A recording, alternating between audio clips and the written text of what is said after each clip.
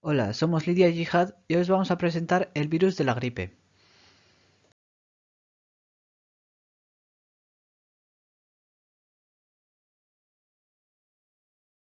¿Qué es la gripe? La gripe es una infección vírica causada por un único virus, que cambia cada año, ya que es altamente mutable. Se da principalmente en invierno, entre los meses de diciembre y marzo. Existen tres subtipos de virus de la gripe. Las de tipo A, B y C. La gripe más común en humanos la causan los virus de tipo A y B.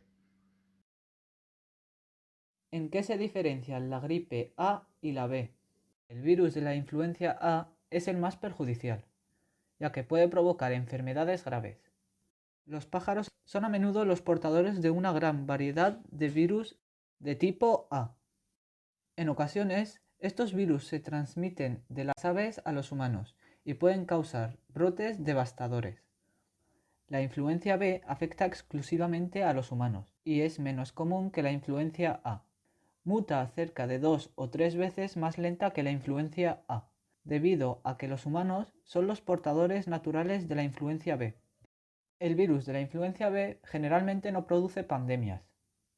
Aunque los científicos puedan clasificar y controlar los diversos tipos de virus de la gripe, es prácticamente imposible que desarrollen vacunas efectivas que ofrezcan inmunidad de por vida. ¿Cómo se contagia la gripe? La gripe se contagia a través de la tos o los estornudos. Una vez el virus entra en contacto con el cuerpo, se hospeda en el organismo para propagarse y multiplicarse. Cuando esto sucede, el cuerpo reacciona haciendo que el sistema inmune contraataque. Desde que ataquen al virus hasta que empiecen los primeros síntomas pueden pasar hasta 24 horas. Los principales síntomas de la gripe son dolor de cabeza fuerte, dolor muscular y tos seca.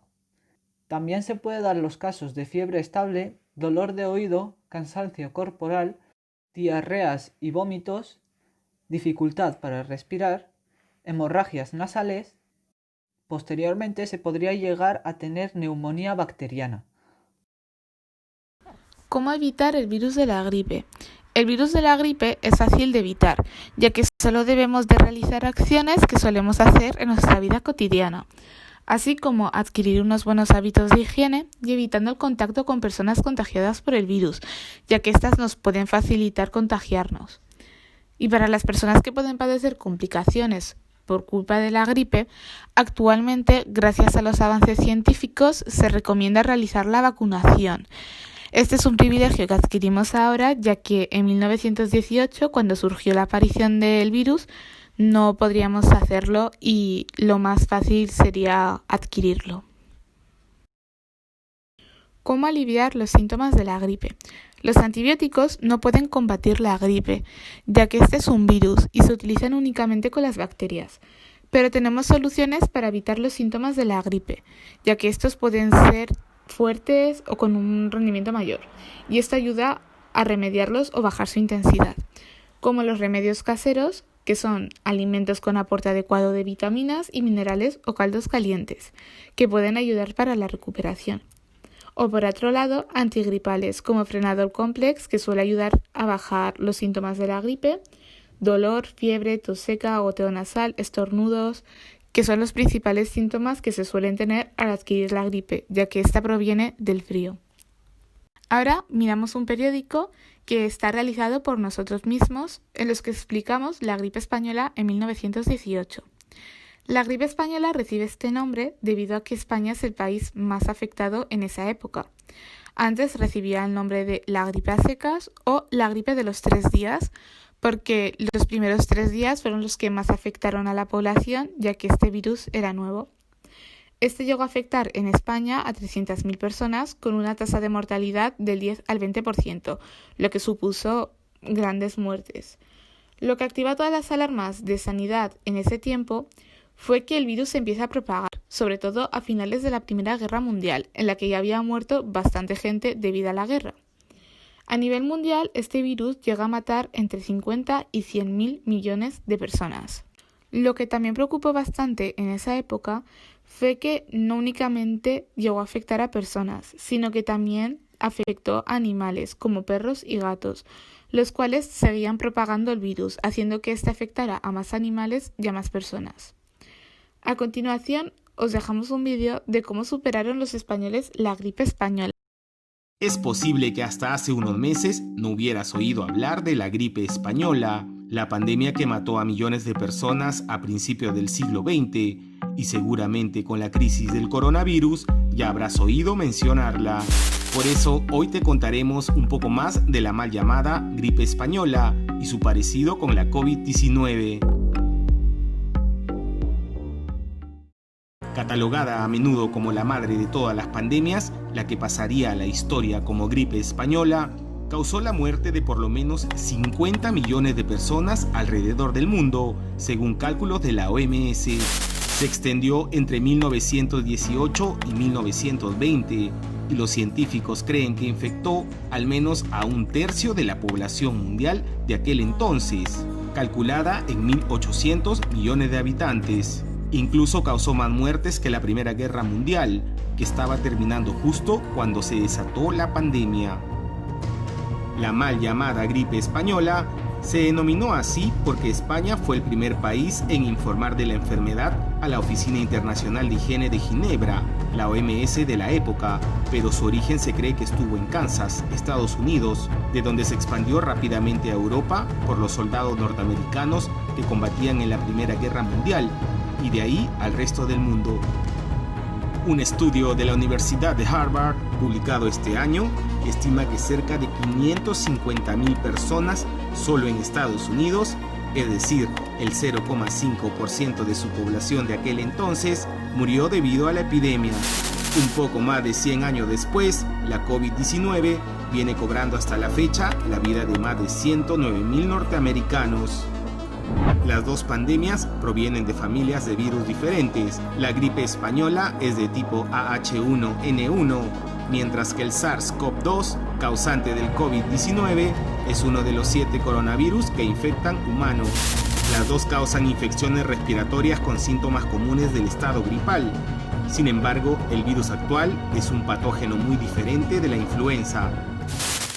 El periodo de incubación de la gripe española es con frecuencia menos de 24 horas, con síntomas bruscos como fiebre alta, y luego aparecen dolores de garganta y tos. Entre el tercero y quinto día se desarrolla una neumonía o encefalitis. La fase de incubación del coronavirus es más prolongada y puede durar entre 12 y 14 días, aunque lo habitual es entre 5 y 6.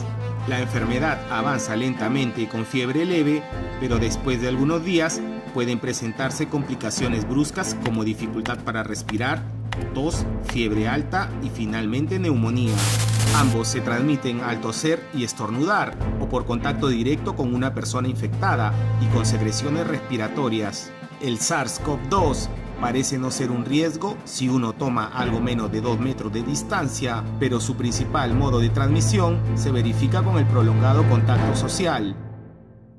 En 1918, los países también cerraron centros públicos, tales como cines, teatros, escuelas, prohibieron las aglomeraciones en las calles, vaciaron trenes y tranvías, e hicieron de la cuarentena su mejor y única opción contra el contagio.